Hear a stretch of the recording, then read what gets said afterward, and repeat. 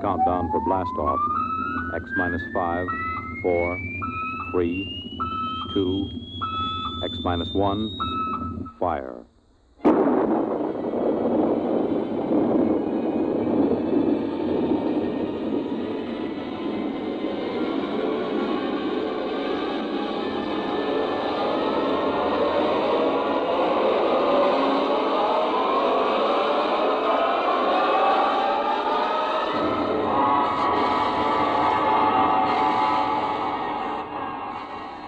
From the far horizons of the unknown come tales of new dimensions in time and space.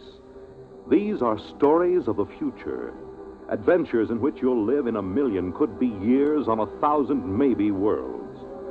The National Broadcasting Company, in cooperation with Galaxy Science Fiction Magazine, presents X minus 1.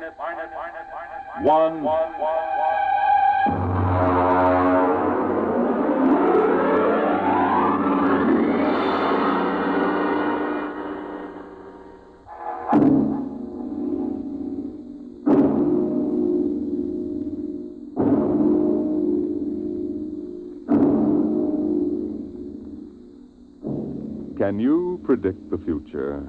Can you tell what will come in 100 years? Or in 10? Or in the next minute? Tonight we present two ventures into the unknown. Two fantasies of the future, chosen from the works of one of our most brilliant young science fiction writers, Ray Bradbury. First, his story entitled, There Will Come Soft Rains.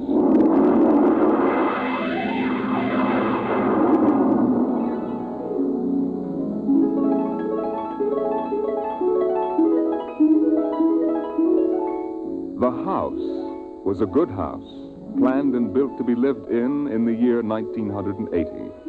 The real estate agent had told them all about it. Now, this is the bedroom. Of course, it contains all the latest devices, self-warming blankets, and, there's a brand new feature. Beds, which make themselves. Now, if you just step this way through the library, we can see the latest in talking book recorders, self-building fireplace, self-cleaning robot dust disposal. Oh, these little mouse-like things come out of the wall and take away all the dirt. Now, over this way. As a complete robot kitchen, of course. Just set the menu for the week and the stove does the rest. Then there's the automatic hydroponic garden, self-sprinkling fire protection. See, the house is fully automatic. Why, you could go away for a year and it would run itself.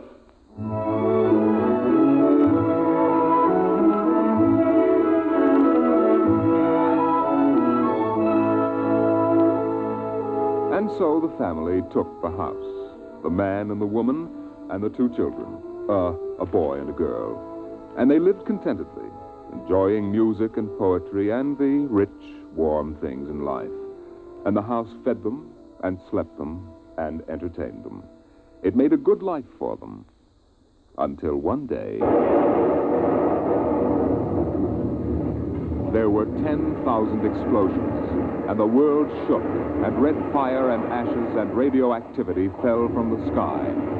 The happy time was over.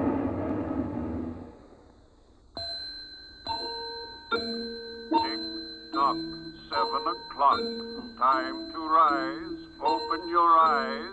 Tick-tock, 7 o'clock, time to rise, open your eyes.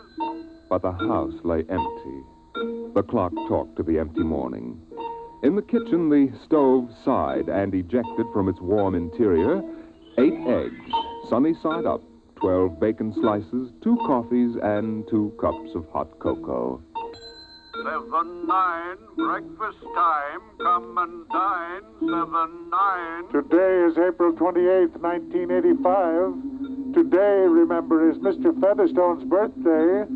Insurance, gas, atom heat, and electricity bills are due. In the walls, relays clicked, memory tapes glided under electric eyes, recorded voices moved beneath steel meters. 8-1, run, run, off to school, off to work, run, run, tick-tock, 8 o'clock, 8 o'clock. But no doors slammed. No carpets took the quick tread of rubber heels. At 8:30, the eggs began to shrivel. An aluminum wedge scraped them into the sink.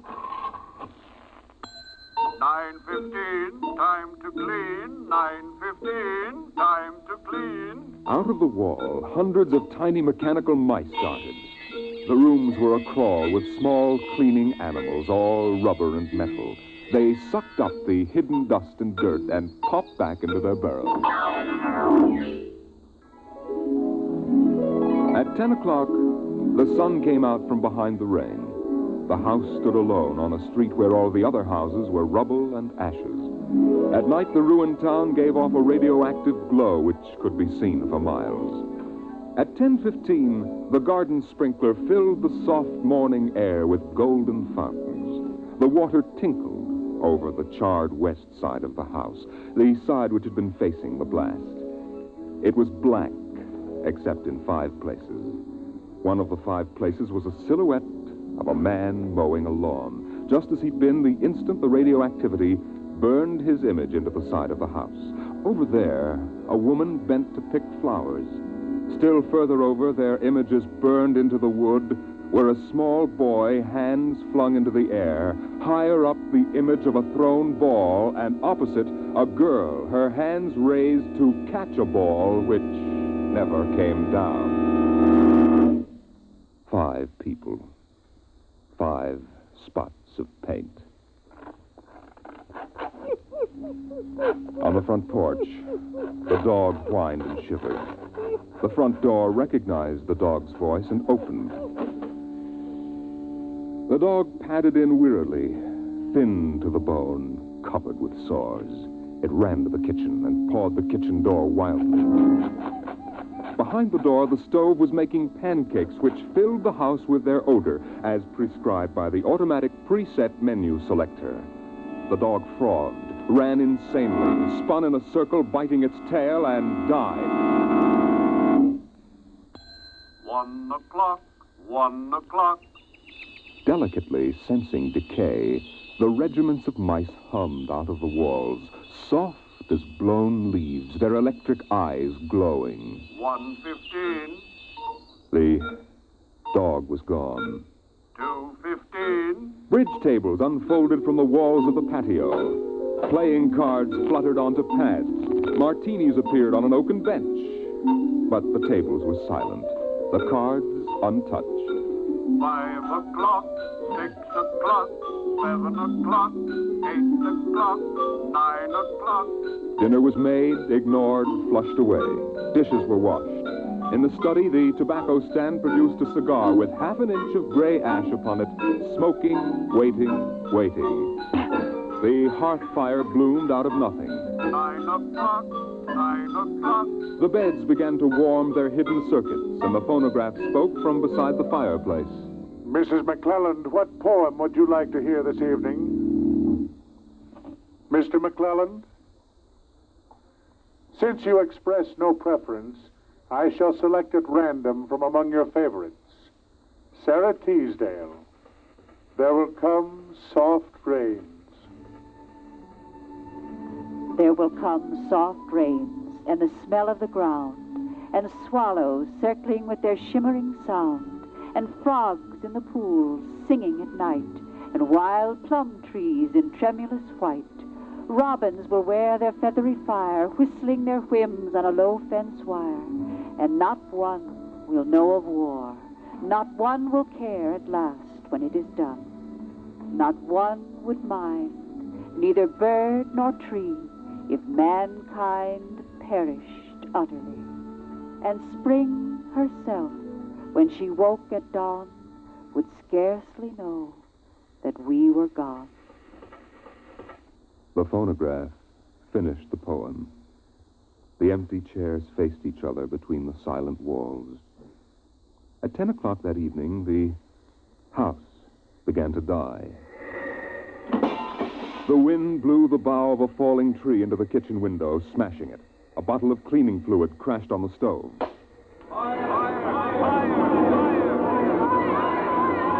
Water pumps shot down from the ceiling. but the solvent spread onto the doors, making fire as it went. Other voices in other rooms taking up the alarm.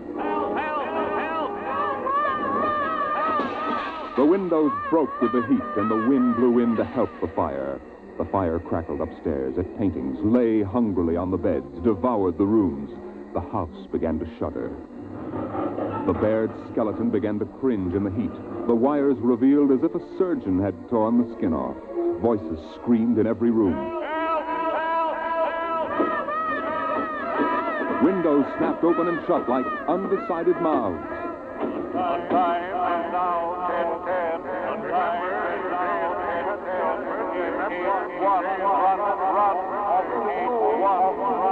A thousand things were happening at once, like the interior of a clock shop at midnight. All the clocks were striking, making a merry-go-round of squeaking, whispering, and rushing. In the kitchen, the stove hissing hysterically was making breakfast at a psychopathic rate. 10 dozen pancakes, 6 dozen loaves of toast. Then, there was silence. The film spools were burned out.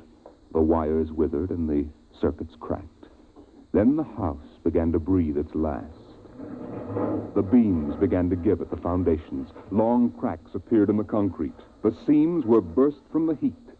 And finally, with a huge rumble, it crashed into dust and rubble.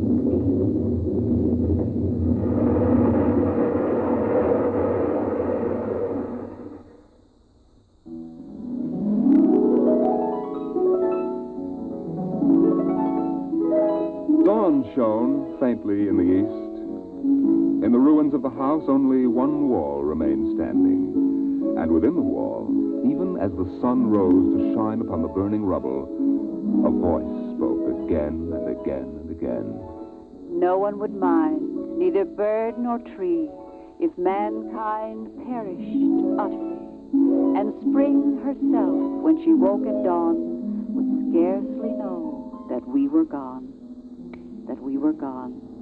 That we were gone. That we were gone. Today is April 29th, 1985. Today is April 29th, 1985. Strange are the uses of providence. Is this how the end will come for mankind, with 10,000 explosions and a flash of radioactive gas? Or will destruction come more subtly, extended to us gently and innocently in, let's say, the hand of a child? Who knows in what manner 0 hour may arrest the world we know?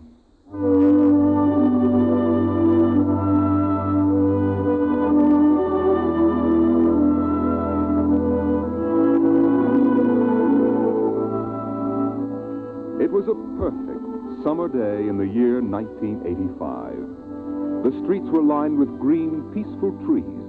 Businessmen sat in their quiet offices, taping their voices or watching televisors. Rockets hovered like darning needles in the blue sky. There was the universal quiet conceit and easiness of men accustomed to peace, quite certain that there would never be war or trouble again. There were no traitors among men, no unhappy ones, no disgruntled ones. The world was upon stable ground. Sunlight illumined the suburbs, and the town drowsed on a tide of warm, sunlit air. On the lawns, the children played, catapulting this way and that across the green grass, shouting at each other, holding hands, flying in circles, climbing trees, and laughing. And in the homes, busy mothers prepared for the evening arrival of their husbands. Excuse me, Mom. Good heavens, Mick, what's all the excitement? We're playing a game, Mommy, the most exciting game ever. What are you doing in that cabinet? I need some tools from Daddy's kit. Your father may not like... Oh, I'll take good care of them, Mom, I promise. Very well. Don't you lose anything. Oh, thank you, Mom. You want a glass of milk? Can't stop now, Mom.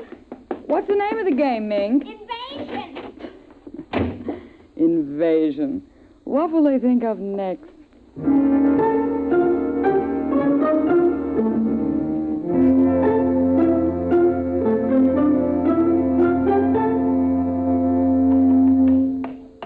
Now this, and this, and Now put that there and bring that over here. Oh, no, you ninny. Now get back while I fix this. There, they want it this way, see? Here, just let me fix it.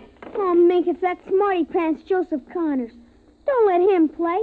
He's 12 years old. Don't worry, I won't. What you playing, Mink? None of your business, smarty pants. I want to play. Can't. Why not? You're too old. Just 'cause you're only 8. No, you'd only laugh at us and spoil the invasion. Make him go away, Mink. Go away. This is my backyard. Who wants to play with you and your old fairies anyway? They aren't fairies. Nuts to you. I don't want to play anyway. Good riddance. I'm glad you didn't let him play, Mink. He'd only laugh. Now, we'd better talk to Drill and get some more instructions, Art. Now, here's your pad and pencil. Where is Drill? Drill? Here, Drill. Drill? Well, he's in the rose bush, I think.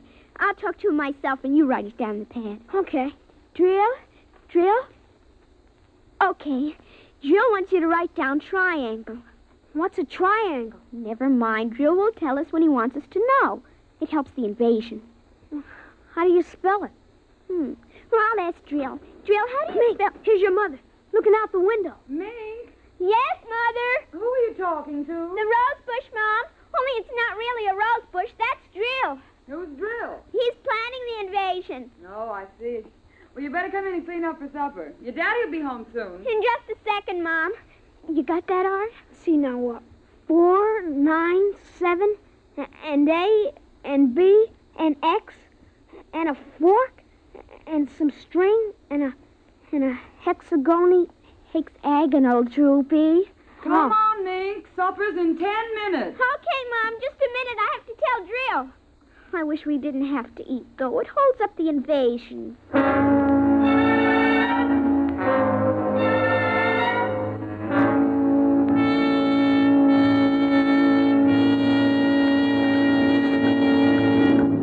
Mink, for heaven's sake, slow down. You'll choke on that soup. I can't, Mom. It's a matter of life and death. What's a matter of life and death? The invasion. What invasion is that? Oh, just some silly game the children have been playing. Well, whatever it is, Mink, it'll wait until you've finished your supper, I'm sure. I don't want any more. You've barely touched anything. Oh, but Drill is waiting for me, Daddy. Drill? Who's Drill? He lives in a rose bush in our backyard. Imagination, Henry. Such nonsense. I've got to run now. You'll sit through dessert, young lady. Oh, gee, Daddy. And while you're at it, tell me more about this new game. It's Martians invading Earth, Daddy. What? Well, not exactly Martians, Daddy. They're from... Well, gee, I don't know. From up. And from inside that little head of yours. You're laughing at me. Drill said you would. You'll kill Drill and everybody. Oh, I didn't know you could kill a Martian. But it's not really a Martian, Mom. Maybe he's from Jupiter or Venus, even. Imagine. They couldn't figure out a way to attack the Earth. We are impregnable. Impregnable, dear. Well, that's the word Drill said, Well, anyway, that was the word, Mom, the same word. Anyway, so we're helping them. Now, who's helping who? Well, the kids are helping the Martians. Oh, fifth column, eh? Well, Drill says in order to make a good fight, you got to have a new way of surprising the people. That way you win. And he says also you got to have help from your enemy. Pretty slick, those Martians, using the kids for a fifth column, eh, Mary? And hiding under rose bushes, too, Henry. Don't forget that. Well, that's because grown-ups never look under rose bushes. Only kids. Oh, I see. Well, finish your fruit, darling. You can play for an hour afterward. Mary. Oh, it's so nice out, Henry, and there's no school tomorrow. Very well. Till 8 o'clock. Drill says after the invasion we can stay up as late as we want. No more bets, either. Oh, is that We so? can watch all the grown-up televisor shows. I don't wonder this invasion has caught on among the kids. Well, some of the kids are giving us trouble, like Dale Britz and Petey Jarek. They're growing up, so they won't believe in the invasion. They make fun, worse than parents, even. I hate them worst. We'll kill them first. I hope you're saving your father and me for last. But Drill says you're dangerous. What? But I think they'll let me keep you because I'm helping so much. I'll talk to Drill. Maybe we won't have to kill you. Mary, I think this nonsense has gone far enough. Can I go out now, please? Well, run along, dear. Don't worry, Dad. I won't let them hurt you. Mary, I think the child's taking this game entirely too seriously. Invasion. Ah, Henry, you know how Mink is. Besides, all children have their aggressions. Better to get them out in the open, I suppose. Maybe you're right. I was wondering about bridge with the Jacksons tonight, Mary. All right. But, you look tired, dear. Why don't you sit in the relaxer for a while and get a massage? I'll sew for a while until it's time to... Oh, I wanted to call my sister Helen. Oh, good. Find out when her husband's going to return my golf clubs.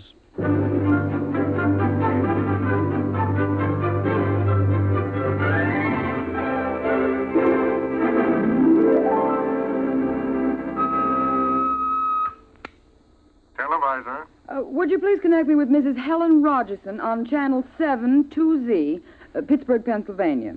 What is your channel, please? 817X, New Rochelle, New York. Thank you. Just a moment. Go ahead. You can see your party now. Hello, Mary. How are things in New York? Fine, Helen. How are things in Pittsburgh? You look tired. Oh, I've been having a terrible time with the children. Sick? No, just underfoot. They've got a new game that's got me just about crazy. It's called Invasion. Did you say invasion? That's right. Well, isn't that strange? My Mink is playing it, too. My boy Tim is all involved with some imaginary fellow named Drill who's running the invasion. Must be a new password. Mink likes him, too. How do you suppose these games start? My backyard looks like a scrap drive. They've got every conceivable kind of mechanical gadget arranged out there. I talked to Josephine Schiller in Boston, and she says her kids are wild about it, too. It's sweeping the country. Remember when it was the Roomba? Please, dear, I'm not that old. Mommy! Oh, please, Mickey, I'm on the televisor. Come on, see your Aunt Helen. Hello, Ming. Hi, Aunt Helen. Look what I've got. What is it, honey? Well, it's the yo-yo. Look when I unroll it. See?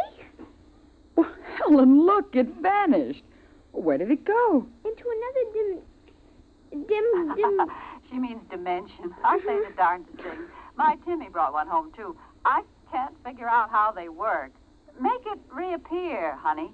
There. See, it's easy. Where'd you get it, dear? Drill gave it to me, Mom. Mink? Bye, Aunt Helen. Gotta run now. Mink, you come back here. I want to talk to you. Turn, Mom. 0 hours, 5 o'clock. Mink! Bye! Oh, I can't understand it. The child's never been so unruly. Helen, do you suppose that... What? Nothing. Just a wild thought that... Say, the reason I called, I want to get that black and white cake recipe. And Henry wants his golf clubs. I don't know what he'll do if What was that? I don't know. One of the children must have been hurt. I'll have to run and see. Call me back tonight, will you? All right, Mary. Bye. Mink, come here. Yes, Mom. What is it? Who screamed? Peggy Ann. All right, what happened? Well, she got scared and went home. Did you hit her? No, she just got scared. She's a scare baby anyway. We won't let her play anymore. She's getting too old. Now, Mink, tell me why she cried. No, I can't. Mink, you'll answer me this instant or come inside. I've had enough of this nonsense. Gee, I can't quit now, Mom. It's almost 0 hour. Then tell me what frightened Peggy Ann. Okay, she saw Drill. Drill? He almost came through. He was just testing. Through what? Well, those pipes and things we set up. She looked into one of the pipes and screamed. I guess she saw Drill. And no one hit her? Uh-uh. Very well, Mink. I'll call Peggy Ann's mother and see how she is. And I'll call you for your bath in half an hour. Your father and I want to go out tonight. You won't be able to go out, Mom. Why not? 0 hours, 5 o'clock, Mom.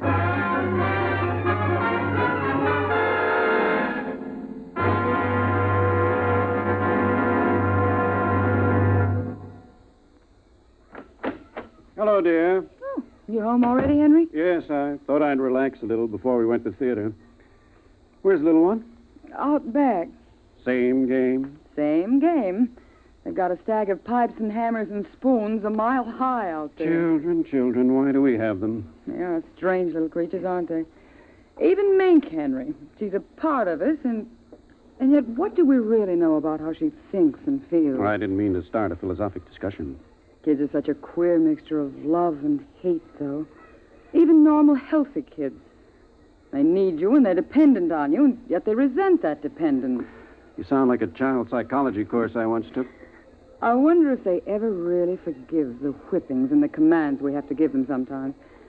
I wonder if we ever forgot them when we were children. Look, I'd like to discuss this with you, dear, but we do have a theater date, and it's almost 5 o'clock now. What's happened to the kids? They're so quiet. When children are quiet, you know there's some mischief. Oh. What's that sound? I don't know. Those kids aren't playing with anything electrical, are they? I'm sure they aren't. At least I don't... Just the same, I'd better go out. Henry. See. Tell them to put off the invasion. What? Mary, don't get upset. It's just a game.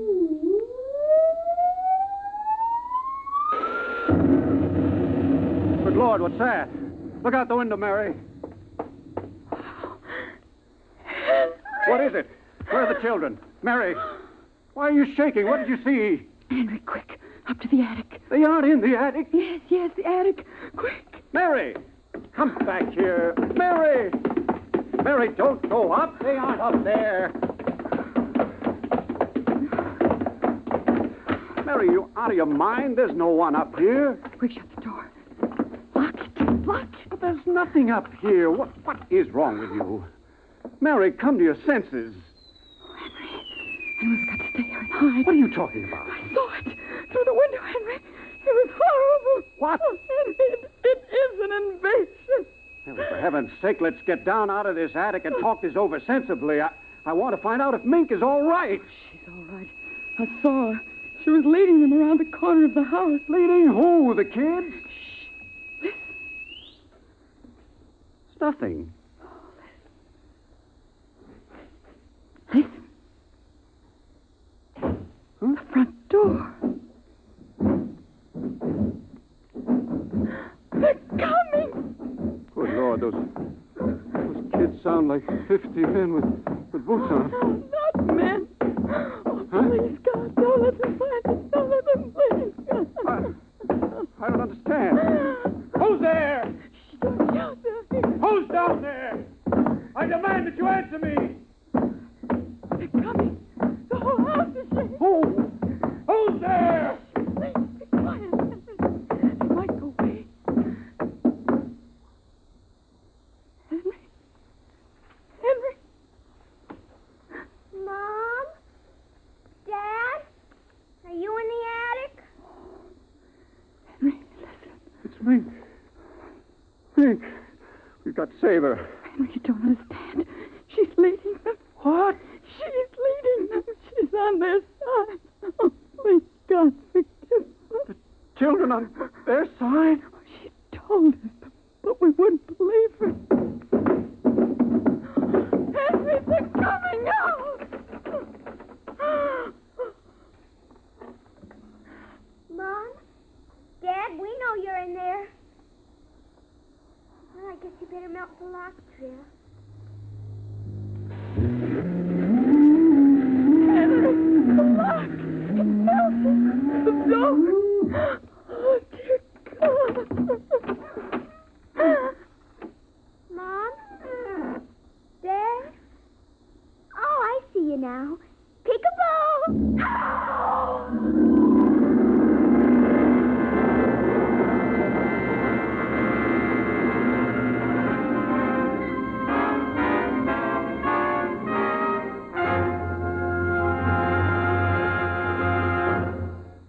You have just heard There Will Come Soft Rains and 0 Hour, written by Ray Bradbury and adapted for radio by George Lefferts.